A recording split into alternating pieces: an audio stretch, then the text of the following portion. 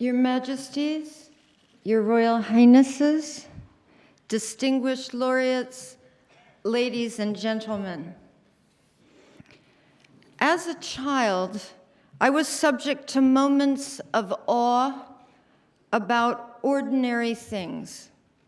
A fork on the table or a flower in a vase would suddenly acquire the alien quality of a metaphysical mystery.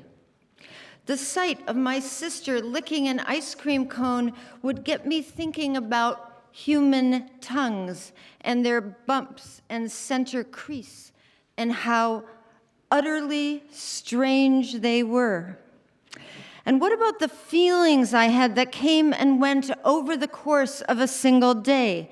The shivers and the sweats, the sweet tastes and the bitter ones, the pangs when the children at school taunted me, and the pleasure of my mother's kisses and hugs. And then there were the rules of life, so many rules. Why could boys jump up and down after they won spelling contests, but girls weren't even supposed to smile, much less pump their arms in the air? What if the rules were different?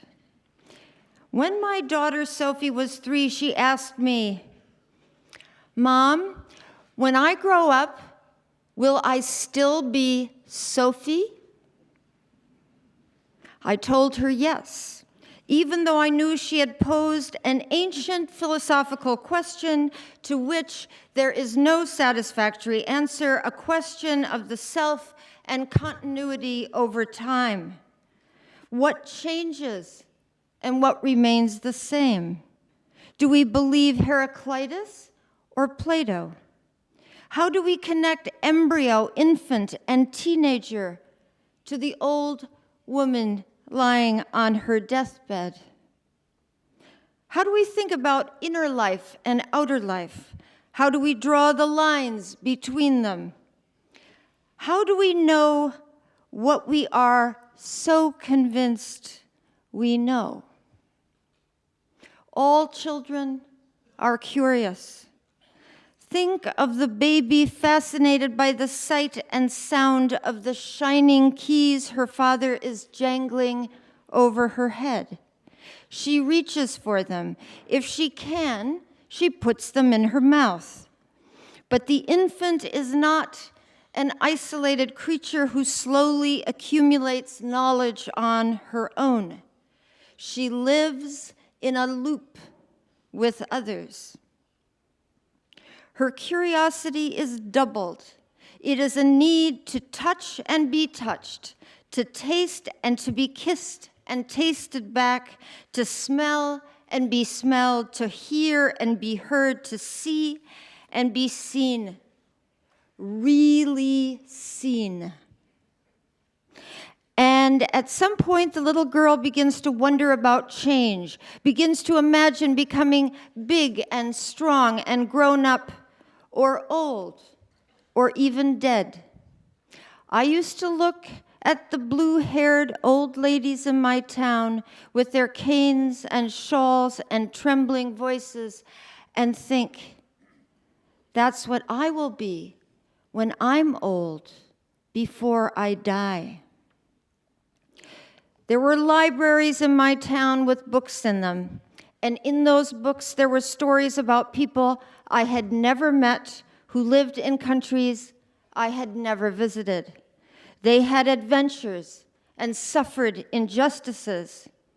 I read stories about kings and queens and magic, but also about slavery, racism, fear of strangers, and girls who were punished because they did not want to be polite and keep quiet.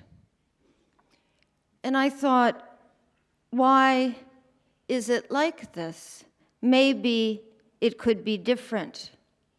Books become flesh. The words knit themselves into our brains and guts, our gestures and feelings. They change us. Books and ideas can be dangerous. can make us sick or crazy, and they can provide forms of salvation, a way out of pain. But we must be wary of cheap thrills and easy answers and pat formulas that come in shiny packages labeled truth. I am not as old as the ladies with blue hair yet, but I am getting there. And I have been reading at a hefty clip for half a century.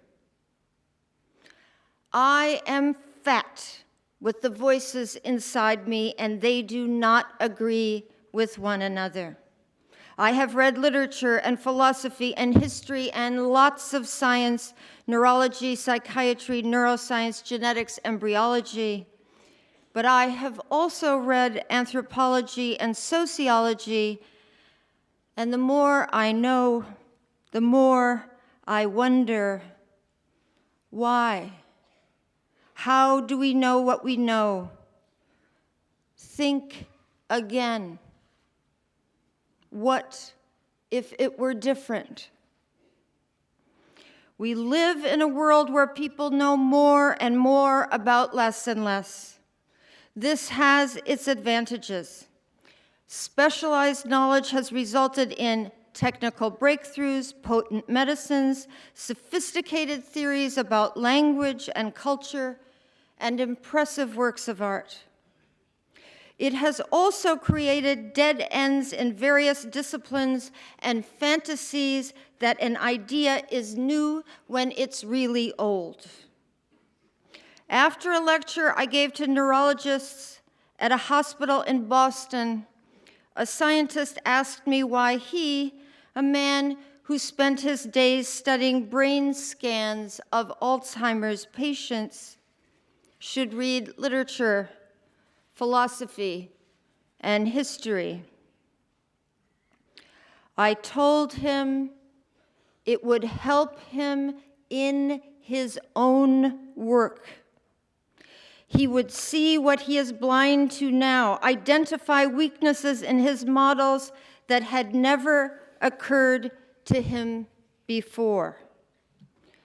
I know because I've witnessed the problems caused by a too narrow focus over and over again.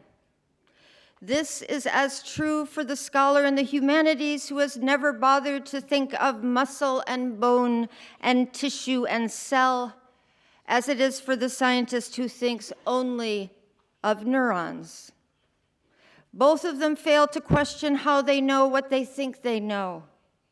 Questions that should be asked can't be asked because they lie outside the frame of reference.